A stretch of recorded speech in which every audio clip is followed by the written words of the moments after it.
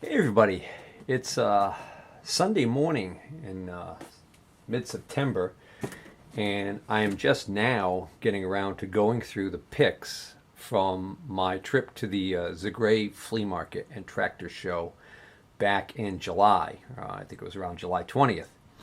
So, those of you more astute observers who follow my channel regularly probably just got done watching a video series where I picked the estate sale of a guy in August with a bunch of machinist stuff, oddball items, and some decent finds in there, like a Jacobs Flex Collet set for real cheap money. That was like really cheap stuff there. That's why I bought so much.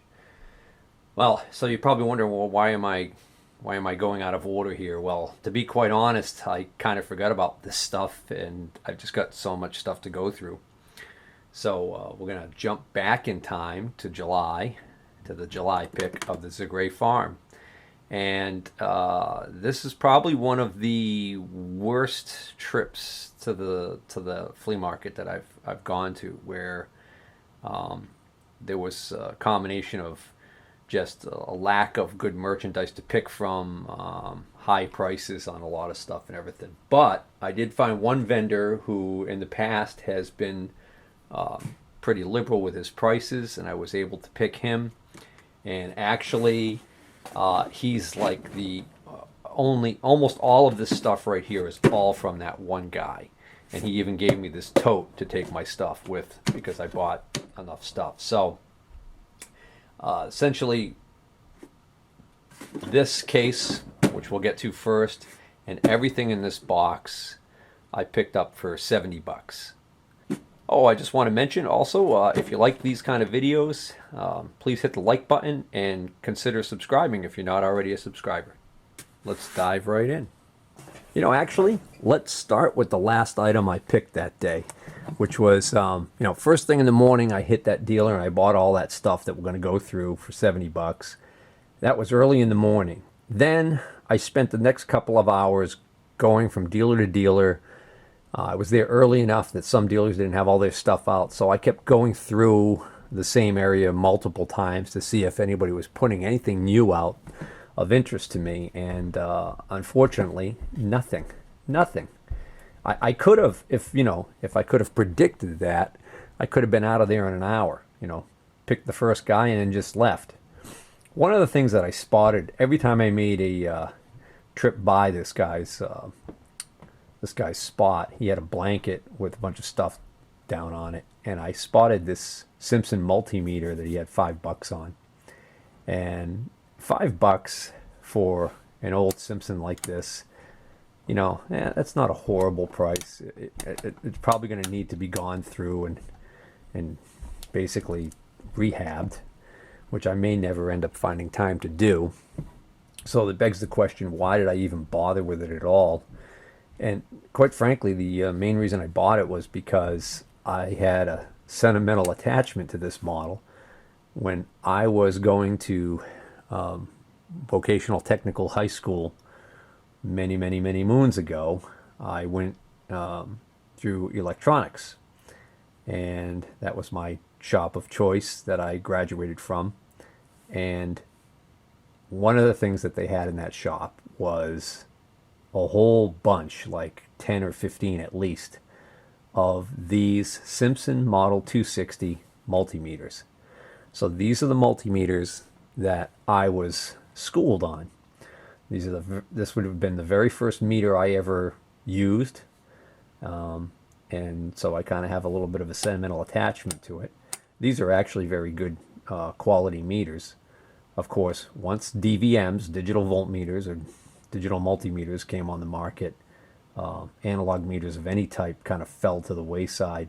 But you still got guys who are working on older equipment that enjoy having vintage equipment that they fix up. For those of you who haven't seen it yet, and if you like watching people work and restore old equipment, one of the guys who's really great at it, who's got a really popular YouTube channel, would be Mr. Carlson's Lab. So check that out. I have no affiliation with him, but I do enjoy occasionally watching his channel and seeing what he dives into next. And he's got an incredible workshop full of vintage test equipment that he has restored and uses. So, anywho, you know, $5, and I still was like not jumping on it because I knew that this is going to be something that's probably going to sit around, and someday somebody's going to be cleaning out this place after I kick the bucket, and this will probably still be sitting there in pretty much the condition it is now, unrestored.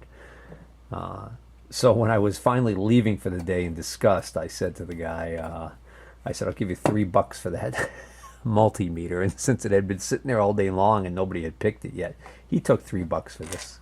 So, oh yeah, there's a little something going on in there. That doesn't sound good. Well, let's take a quick peek and hope it's just something right here in the battery compartment, not critical.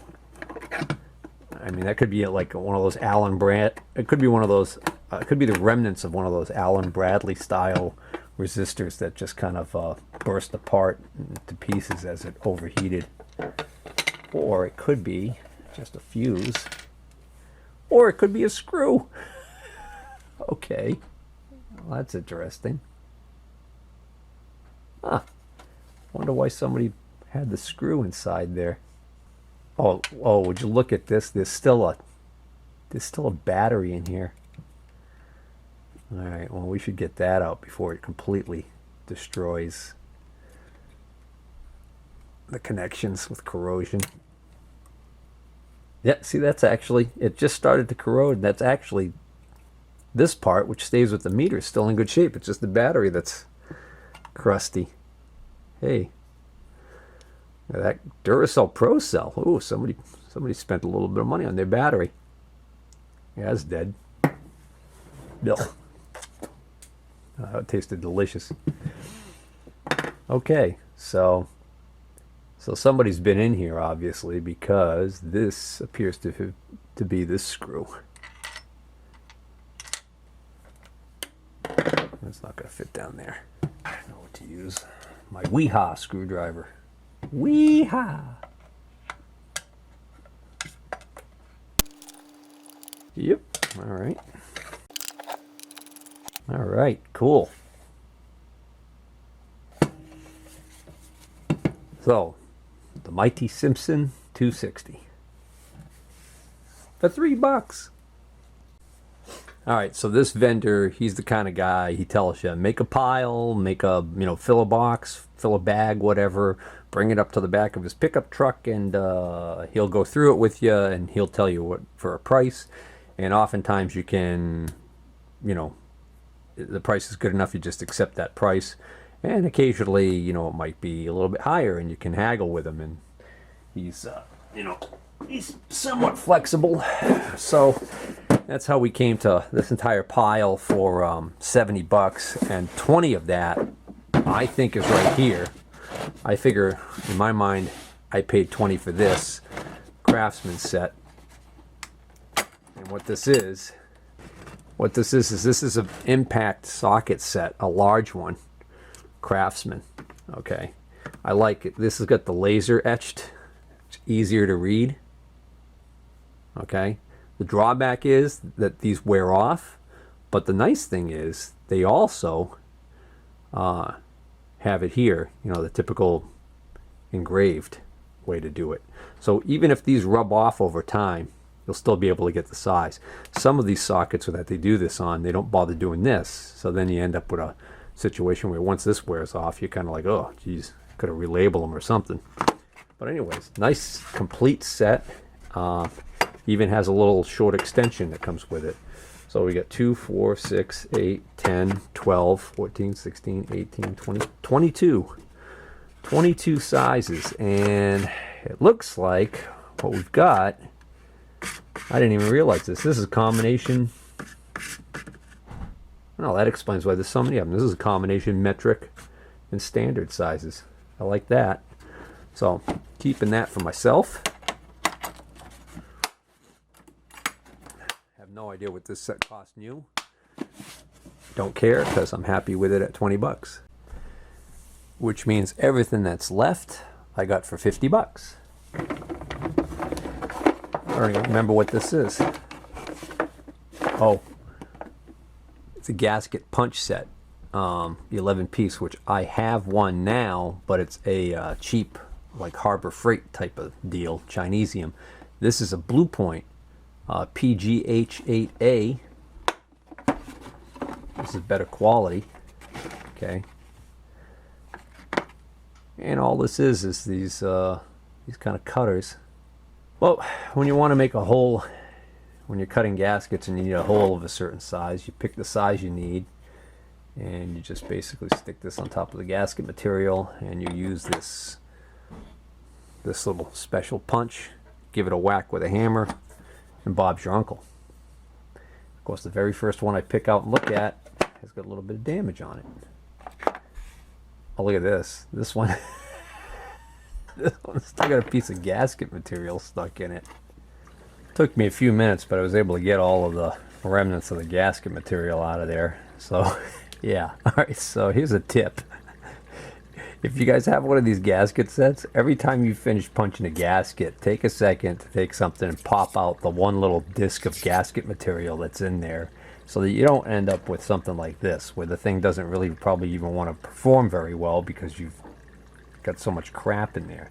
You know, this could use a little bit of a cleaning too. Maybe a little tiny wire wheel on a Dremel tool to clean out all that crap inside there would do this thing just fine. Let's move on. Well, guys, I was just checking on eBay, and that vintage gasket punch set from Blue Point trades for anywhere from $15 to a high of $40. So let's figure I'm into that for $10. So what's that leave us? It leaves us $40 worth of stuff, right? And our next little item is this little honey right here. I have several of these now, these little electric hand grinders, and I can't help myself or stop myself from continuing to pick these when I come across them in decent shape, especially if they're the right brand. In other words, I avoid any of the Chinesium stuff, but this is, yeah, okay, this is a genuine Dumore.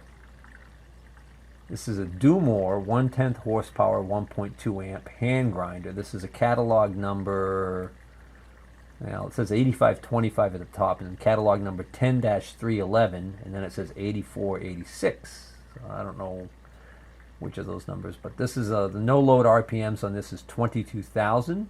Let you know that it's dangerous to use anything larger than a 1-inch diameter vitrified bond wheel. In other words, if you're going to put little bonded grinding wheels on here, anything above 1 inch in diameter, because at 22,000 RPM, bad things can happen. It can literally grenade on you and send little chunks of vitrified abrasive through your body. Let's see what this thing sounds like. No electricity to test this thing there, so this is a complete crapshoot.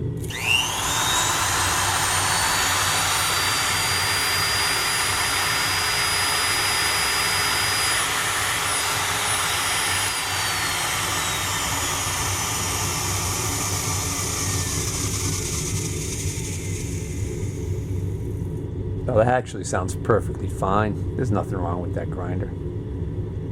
Oh yeah, so that's a honey for the money. Cheapest one of these currently available on eBay is $90, and sold auctions, last one of these that sold for $125, and they paid $15 to ship it. So $140. So yeah, I mean, what did I say? We had $40 left to go.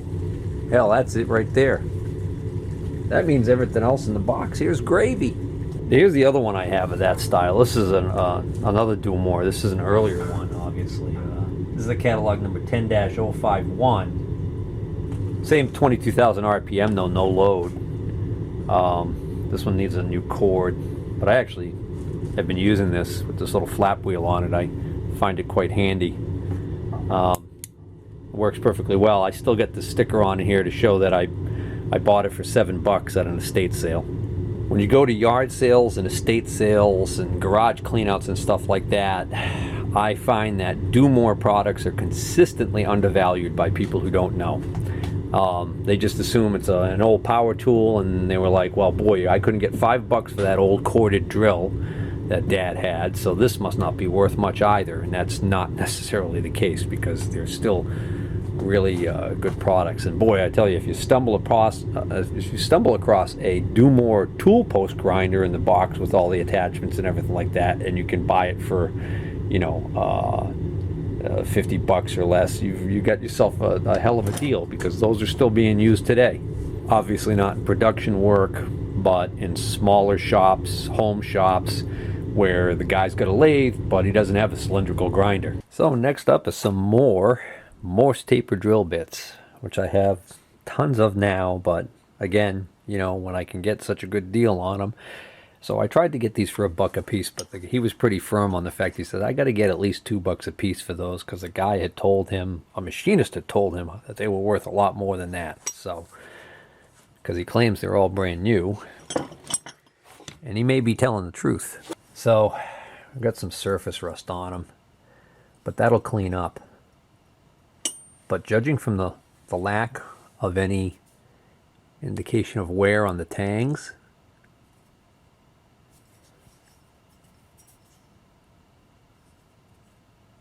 and I believe these are brand new. This is branded National High Speed. This particular one is a 2330 seconds. So there's nothing to indicate where it was made. So I'm not familiar with that name. Oh, these are a little bit different. These say National Tool Company Red Shield, and there's a little red shield on them, and it says that these were made in Cleveland, Ohio. Well, it says Cleveland, USA. That's an interesting fractional there, 41/64. So they got some good off standard sizes, 2330 seconds. Another Red Shield, 37/64.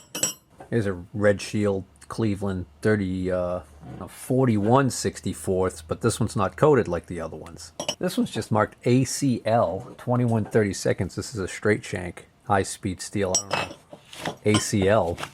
Another Red Shield 41/64. Here's a Red Shield straight shank 37/64. And then I'm not going to open these tubes, but I mean, judging from the fact that these are all brand new, and National High Speed Quantity 1, 37/64, straight shank drill, Cleveland, Ohio, USA, the standard tool.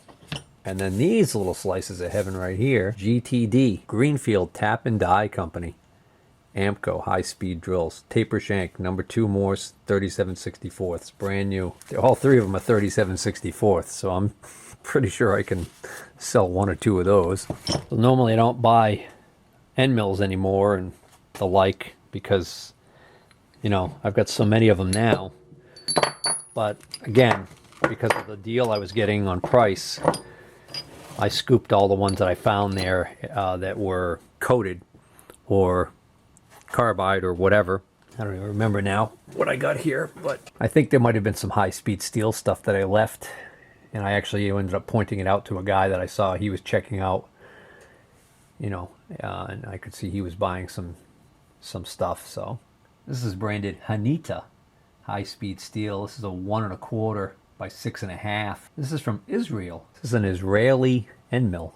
You know, it's funny, there's quite a few products that come out of Israel that are from machinists. I believe Noga is an Israeli company, and I think we all can agree that they make some really fine magnetic indicator bases, stands, and of course they're I think they're most known for those and their deburring tools. But anyways, it's in great shape. Big sucker. So I'm not going to open up all of these. These appear to all be very long shank end mills right here in these tubes, like this one. This is branded GAR tool, G-A-R-R tool. Oddly enough, this is dated 1/8/92. I don't know why. Why would they put a manufacturing date? It's not like it's going to go bad sitting on the shelf. That might be solid carbide. Well, the good news is the GAR tool company is still in business, and they do make solid carbide end mills. Bad news is that their website is horrible. You know, other than the home page, anything else it pull up, it just loads a blank page. At least on my phone's browser, that's what it's doing. I did find another number on here. It's 407-500-9T153. But I try that, Googling that number, and nothing comes up either. This end mill has a symbol on it I've never seen before. I have my doubts that you guys are going to be able to see that. But USA 91226. Well, there we go, guys. That's that weird logo that I see on there. It's a company called Fast Cut Tool End Mills. So that is a 9/16 inch solid carbide end mill that I just found on Black Hawk Industrial Tools. This one end mill new is over $70. Yeah, so this turned out to be a really good score. This is all solid carbide here, with the exception of this one big high-speed steel one. Even this 3/4 inch 4 fluter is solid carbide. And then this one high-speed steel number 304 key seat cutter